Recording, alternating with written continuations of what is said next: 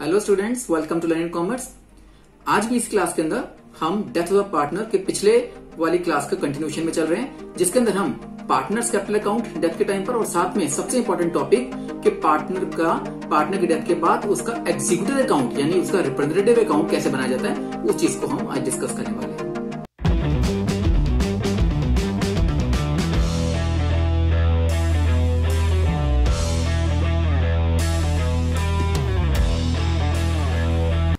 अब मैं आपको एक क्वेश्चन और बता रहा हूँ जिसके अंदर हम उसके एग्जीक्यूटिव अकाउंट को बनाना भी सीखेंगे।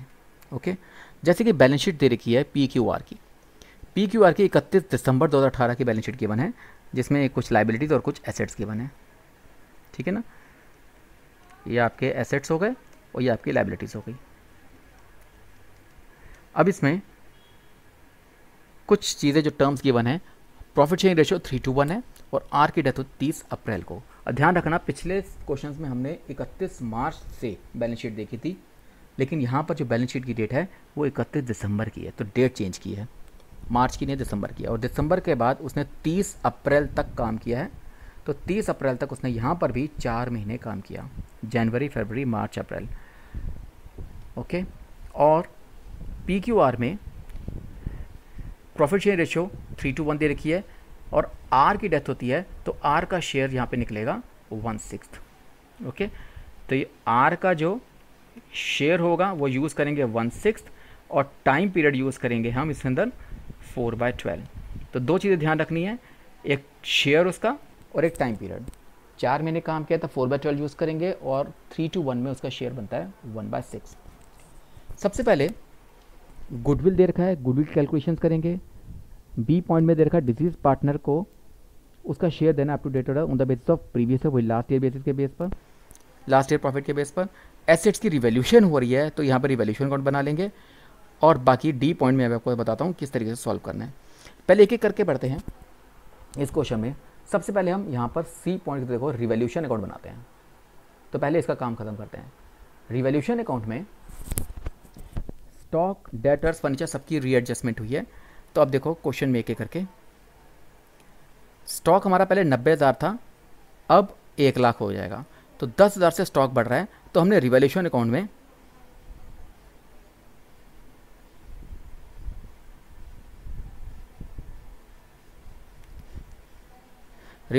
में बाय स्टॉक अकाउंट दिखा दिया 10,000। ओके,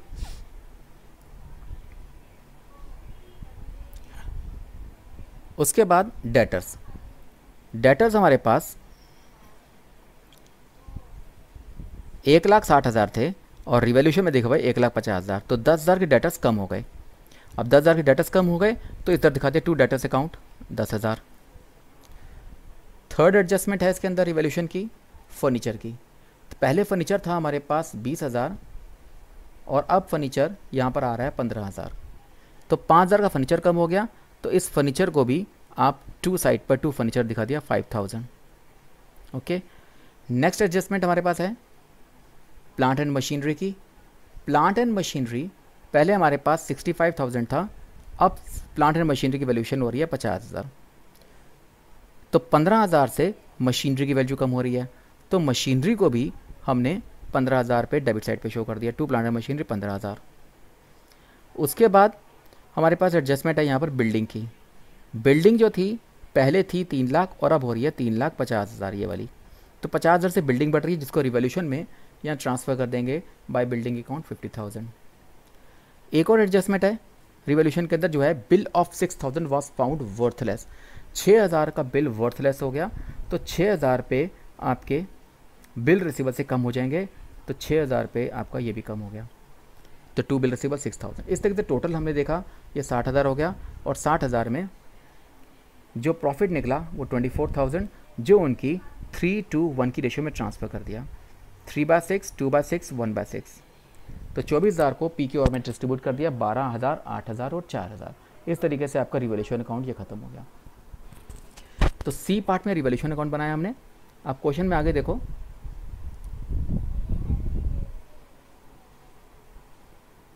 अब बनते हैं गुडविल की कैलकुलेशन ए पार्ट में। Goodwill is to valued on the basis of 3 years purchase of preceding 5 years. तो पहले 5 साल के प्रॉफिट्स की एवरेज निकालो और 3 से मल्टीप्लाई और गुडविल ट्रीटमेंट कर लेंगे। तो 5 साल के जो प्रॉफिट्स गिवन है 2,40,000, 1,60,000, 2 लाख, 1,50,000, हम इसको यहाँ वर्किंग नोट्स में कैलकुलेट करते हैं। देखो पहला वर्किंग नोट हमारा एवरेज प्रॉफिट का है। पहले इन 5 साल के जो प्रॉफिट्स आपको गिवन थे 2,40,000, 1,60,000, 2 लाख, 1 लाख और 50,000, इन पाँचों को प्लस करके 5 से डिवाइड किया तो आपका एवरेज प्रॉफिट आ गया 1,50,000।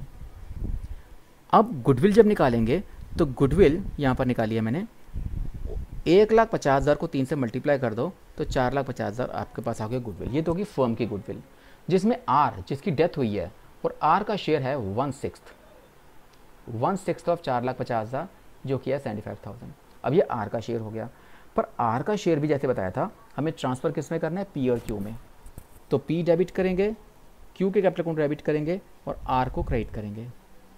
आर का शेयर इसमें निकल रहा है 75,000 और उसको पी और क्यू में उनकी रेशियो में, अब पी और क्यू की रेशियो क्या निकल के आ रही है हमारी 3 और 2, तो 3/5 और 2/5। जब 3/5 में करेंगे ये निकलता है 45,000 और 2/5 करेंगे तो 30,000। इस तरीके से गुडविल की ट्रीटमेंट इस तरीके से हो जाएगी, P and Q to R. उसके बाद एक पॉइंट दे रखा है उसके शेयर का प्रॉफिट का शेयर ऑफ प्रॉफिट में बी पॉइंट में उसका शेयर दिया जाएगा up to date of death on the basis of previous year profit. अब प्रीवियस ईयर का प्रॉफिट हमारे पास जो इसमें लास्ट ईयर का गिवन है वो है 2,40,000। इसको यूज़ करेंगे हम यहाँ वर्किंग नोट्स में। प्रॉफिट का शेयर निकालना है, 2,40,000 का 1/6 निकाला उसका शेयर, और साथ साथ क्योंकि उसने 4 महीने काम किया है तो 4/12 ये भी निकाल लिया। तो 2,40,000 इंटू 1/6 इंटू 4/12 निकलता है 13,333 रुपये। ये हो गया प्रॉफिट का शेयर। उसके अलावा हमारे पास बैलेंस शीट के अंदर 2 चीज़ें और गिवन हैं, एक तो वर्कमैन कंपनसेशन रिजर्व इस साइड पर, और डेबिट साइड पर, एसेट साइड पर आपके पास एडवर्टेंस सस्पेंस है। हम इन दोनों चीज़ों का शेयर निकालकर आर के कैपिटल अकाउंट में ट्रांसफ़र करना है। तो सेम वही शेयर, सस्पेंस के लिए 30,000 का 1/6 निकाल लेंगे और वर्कमैन कंपनसेशन रिजर्व के लिए भी 90,000 का 1/6, क्योंकि 2 चीज़ें ऐसी हैं जो हमें डिस्ट्रीब्यूट करनी होती है पार्टनर्स में। तो ये मैंने आपको यहाँ पर वर्किंग नोट्स में कैलकुलेट करके दिया। वर्कमैन कंपनसेशन शेयर जो हमारे पास था वो 90,000 का 1/6 निकाला 15,000 रुपये, और जो सस्पेंस का था वो 30,000 का 1/6 निकाल के 5,000 निकाल दिया। तो ये सारे वर्किंग नोट्स यहाँ पर निकाल दिए, और रिवॉल्यूशन का शेयर तो उसका बन ही रहा था 4,000 रुपये, ये हम ऑलरेडी कैलकुलेट कर चुके हैं 24,000 का 1/6। अब ये सब चीज़ें उसकी कैपिटल अकाउंट में ट्रांसफ़र करनी है। तो एक एक करके जैसे क्वेश्चन में था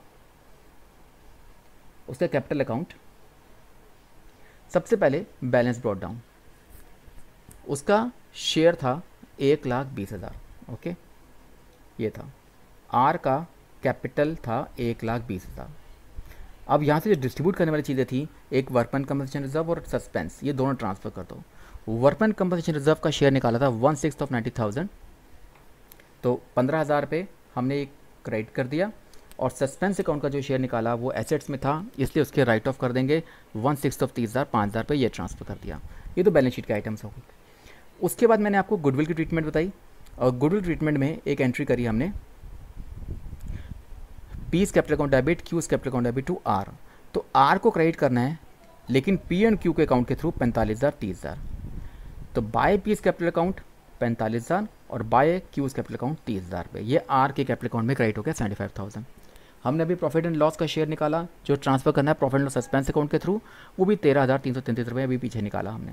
रिवॉल्यूशन का शेयर था वो 4,000, ये ट्रांसफ़र कर दिया। तो ये सब चीज़ें यहाँ पर देने के बाद टोटल किया, और टोटल करके हमने इसका जो बैलेंस था वो आर के एग्जीक्यूटिव अकाउंट में ट्रांसफ़र कर दिया। आर के एग्जीक्यूटिव अकाउंट में ट्रांसफ़र कर दिया 2,22,333 रुपये। तो अगर खाली आर कैपिटल अकाउंट बनाने को कहेंगे, आर के कैपिटल अकाउंट को बनाने के बताएंगे तो उसके बैलेंस को आर एग्जीक्यूटिव अकाउंट में ट्रांसफ़र कर दिया जाएगा 2,22,333। यहाँ तक क्वेश्चन खत्म होता है, लेकिन हमें एक पॉइंट और दे रखा था जो रह गया था, वो है डी पॉइंट।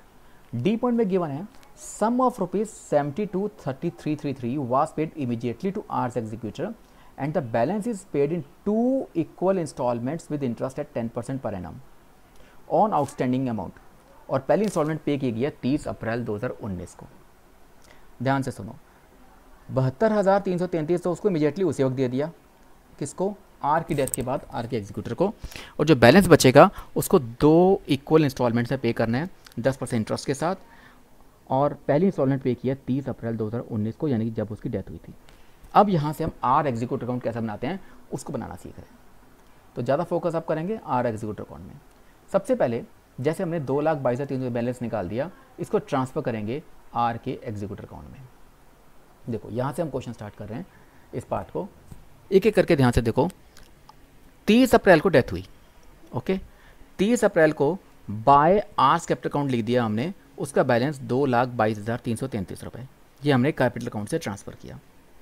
और कहा गया कि 72,333 उसी वक्त दे दिया, तो 30 अप्रैल को उसको 2 बैंक अकाउंट करके ये 72,333 की पेमेंट करके ख़त्म कर दी।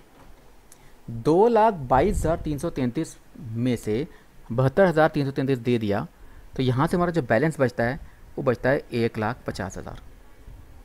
यानी कि जब उसको टोटल 2,22,333 देना था, उसमें से 72,333 दे दिया, तो अब 30 अप्रैल को उसके पास जो पेंडिंग बैलेंस बच गया वो बच गया 1,50,000। साल हम ख़त्म करें 31 दिसंबर को, ईयर्स बैलेंसिंग जो अकाउंट्स बना रहे हैं 31 दिसंबर तक बना रहे हैं। तो अब हम क्या करेंगे, 30 अप्रैल से लेकर 31 दिसंबर तक हम इंटरेस्ट दिखाएंगे। 10% इंटरेस्ट है उसके आउटस्टैंडिंग बैलेंस अमाउंट के ऊपर। तो हमने निकाला इस 1,50,000, ये कहाँ से आया था? ये 222,333 में से 72,333 माइनस करके 1,50,000 ड्यू बच रहा था, आउटस्टैंडिंग बच रहा था। उस 1,50,000 का 10% इंटरेस्ट निकाल रहे हैं 8 महीने का, अप्रैल टू दिसंबर तक का, जब साल क्लोज कर रहे हैं। ओके, तो साल क्लोज कर रहे हैं 31 दिसंबर को, तो अप्रैल से दिसंबर तक 8 महीने बनते हैं। तो 1.5 लाख का 10% 8/12 निकाला तो 10,000 पे टोटल इंटरेस्ट बनता है। अब ये दिसंबर में अभी हम अकाउंट्स क्लोज कर रहे हैं, तो टोटल किया तो इसमें से इसको माइनस करके जो बैलेंस बच रहा है वो बच रहा है 1,60,000। यानी दिसंबर तक उसका टोटल ड्यू, वैसे तो अप्रैल में 1,50,000 था, पर 10,000 और बढ़ गया तो उसका टोटल बैलेंस 1,60,000 हो गया दिसंबर तक। अब हम इसको ट्रांसफ़र कर देंगे नेक्स्ट ईयर में 1 जनवरी 2020, जब हम अगला साल शुरू करेंगे। तो बैलेंस बीडी स्टार्ट किया 1,60,000 से। अब हमें जब उसको पेमेंट देनी है, हर साल एनुअल देनी है, तो जो 30 अप्रैल को पिछली पेमेंट दी थी उसको, उसके बाद हम उसको देंगे 30 अप्रैल 2020 को। तो 30 अप्रैल 2020 तक का इंटरेस्ट अभी और निकलेगा। अभी हमने उसको दिसंबर तक का इंटरेस्ट चार्ज किया था, अब उसमें जनवरी, फरवरी, मार्च, अप्रैल 4 महीने का इंटरेस्ट और निकलेगा। सेम वैसे ही जैसे 10% 1.5 लाख का निकाला था 8 महीने का, ऐसे 10% हम 1.5 लाख का निकालेंगे 4 महीने का। सेम उसी के ऊपर अभी चलता रहेगा, क्योंकि पेमेंट नहीं की अभी तक। तो फेस वैल्यू पर 1.5 लाख का 10% 4 महीने का निकाला, 5,000 पे इंटरेस्ट बनता है। अब उसकी पेमेंट की बारी आ गई 30 अप्रैल 2020 को। 30 अप्रैल 2020 को पेमेंट देनी है। सबसे पहले हमने देखा कि जब हमने उसको शुरुआत में 72,000 दे दिए थे तो 1,50,000 बचा था, जिसको 2 इंस्टॉलमेंट्स पेमेंट करनी थी। तो 1,50,000 को हमने 2 हिस्सों में डिवाइड करते हैं तो 75,000 बचता है। तो हम उसको जो पेमेंट करेंगे अब 75,000 तो उसकी इंस्टॉलमेंट बनती है, और ये जो इंटरेस्ट है उसका 10,000 पिछले 8 महीने का और इस साल के 4 महीने का 5,000। 10 और 5 15,000 इंटरेस्ट के साथ उसको पहली इंस्टॉलमेंट पे करेंगे 90,000 रुपये की। ओके, अब इसमें से हमने उसको 90,000 पेमेंट कर दी। अब बैलेंस कितना बचा हम ये देख रहे हैं। अब तक जो मैंने लगाया 1,60,000 प्लस 5 165, और 165 में से 90 पेमेंट कर दी तो आपका बच गया बैलेंस 75,000। 30 अप्रैल की पेमेंट करने के बाद अब जब हम साल क्लोज कर रहे हैं 31 दिसंबर 2020 को, तो हम अब 8 महीने का इंटरेस्ट और निकालेंगे। तो जैसे हमने 1.5 लाख का 10% निकाला था, ऐसे 75,000 का 10% निकालेंगे इस 8 महीने का। पिछली पेमेंट अप्रैल 2020 के बाद 31 दिसंबर 2020 के बीच में 8 महीने का गैप है, इस पर इंटरेस्ट निकलता है तो 5,000 बनता है। अब इसको क्लोज कर देंगे। टोटल किया 170 क्लोज करने के बाद हमारा बैलेंस बच रहा है अब 80,000 31 नवंबर 2020 को। इसको हम नेक्स्ट ईयर में ट्रांसफ़र करके ले गए 1 जनवरी 2021 को। बाय बैलेंस BD 80,000 यहाँ दिखा दिया। अब बचे कितने थे, अब पेमेंट करनी है उसकी 30 अप्रैल 2021 को, तो वहाँ पर 4 महीने का और है, तो हम इसी 75,000 को, जैसे 8 महीने का लगा था, 75,000 का 10%, 4 महीने का इंटरेस्ट और निकाल कर हम 2500 रुपये इंटरेस्ट यहाँ पे ड्यू दिखा दिया। अब जो पेमेंट की बारी आ गई इसकी, वो आ गई 75,000 तो उसको वैसे ही देना था हाफ करके 2 इंस्टॉलमेंट्स में, और अब इस बार 5,000 का ये इंटरेस्ट और 2,500 का ये इंटरेस्ट, टोटल ऐड करके 7,500 यहाँ पे ऐड कर दिया। टोटल पेमेंट दे दी उसको 82,500 की। अब ये टोटल हमारा बराबर हो गया। ये हमारा था आर एग्जीक्यूटिव अकाउंट कैसे करना है, टाइम वाइज, ईयर कब क्लोज करना है, डेथ कब हुई है, और इंस्टॉलमेंट कब कब पे करनी है। एनुअल होगा तो हम इस तरह से कैलकुलेट कर लेंगे, अगर यही हाफ ईयरली आ जाए तो हम इसको 6 महीने बाद हम इसको पेमेंट करते चले जाएंगे। तो वो क्वेश्चन पे डिपेंड करेगा कि उसकी डेथ कब हुई है, इंस्टॉलमेंट्स कैसे पे करनी है, और ईयर कब क्लोज कर रहे हैं। इन सब बेसिस के हिसाब से हमारा क्वेश्चन चेंज होता चला जाएगा। तो ये जो हमारा पूरा डेथ का टॉपिक था, जिसके अंदर हमने प्रॉफिट का शेयर कैसे निकाला, 2 बेसिस पर, एक टाइम बेसिस पर, एक सेल्स बेसिस पर निकाला, और दोनों को जो हम उसके कैपिटल अकाउंट में ट्रांसफ़र करेंगे वो किसके थ्रू करेंगे, मेन चीज़ है profit and loss suspense account के थ्रू। सेकेंड थिंग, हमने कैपिटल अकाउंट कैसे बनाते हैं डेथ पार्टनर की डेथ के बाद, वो सीखा। और पार्टनर की डेथ के कैपिटल अकाउंट के बाद जब उसके अकाउंट के बैलेंस को एग्जीक्यूटर में ट्रांसफ़र करते हैं तो एग्जीक्यूटर को पेमेंट कैसे की जाती है विद इंटरेस्ट, उसका सीखा। तो this was all about the cases of death of partner. तो I hope you could have understood all this topics. ये आपका डेथ ऑफ पार्टनर के बाद नेक्स्ट टॉपिक जो हमारा पार्टनरशिप में बचा है वो है डिसोल्यूशन ऑफ पार्टनरशिप। वो भी एक बहुत इंपॉर्टेंट टॉपिक है जिसको हम नेक्स्ट क्लास में कंटिन्यू करेंगे। तो तब तक stay connected with learn in commerce. Thank you once again.